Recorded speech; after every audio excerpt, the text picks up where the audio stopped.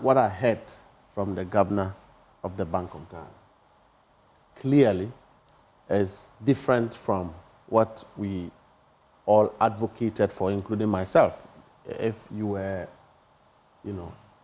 a public sector worker and you expose yourself so much to politics such that you get involved to the disadvantage of the services you have to be rendering, and persons who, were appointed, ran up to elections, and during the transition period to be sacked.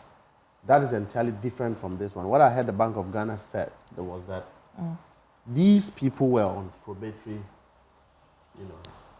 contracts or engagements, and per their own assessment, the Bank of Ghana's assessment, they did not meet the requisite standard that one could be permanently engaged, and so they had to terminate. And we all know that is the effect of being on probation. If you have served a probatory period and you have given unsatisfactory, output, I'm sure that the employer would then decide your fate, which is what has happened.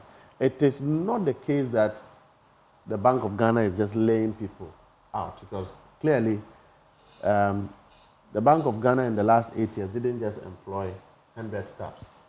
They've employed quite a huge number.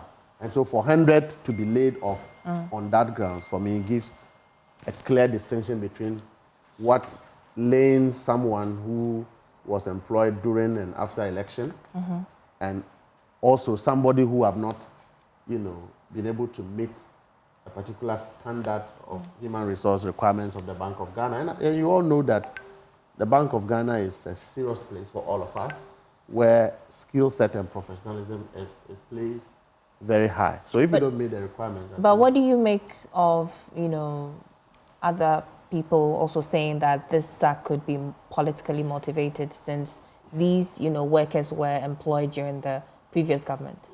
You cannot take that consideration that it could be politically motivated. I don't see anybody trying to run away from that allegation.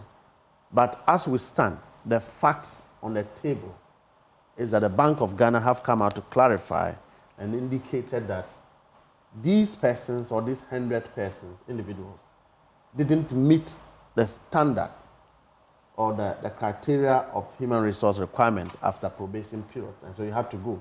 The question then is, did they only employ 100 people at the Bank of Ghana? The answer is no. A lot of people were employed. What about the rest? Were they not employed by the previous regime? Why are they not sacking all of them, but yet sacking only 100? Over 100, not 100 precisely. These persons, we are told, were all serving probatory periods or probatory services or engagements. And after their probation, if they are assessed and they didn't meet the standard, it's just fair that we can agree that banking is banking, and Bank of Ghana is Bank of Ghana. They have the right to appoint. They also have the right to lay off based on unsatisfactory, service or output. And so I'll leave it as that. Those who hold to read the political lines, you cannot avoid reading political lines, because a political party gave birth to government. Certainly NPP was a political party. They are out of government. And so one will be tempted to feel that it's because these persons were employed during the era of the NPP. But I don't think that is the case, because the governor spoke to a particular practice that we all know. It happens here in Joy FM. It happens everywhere.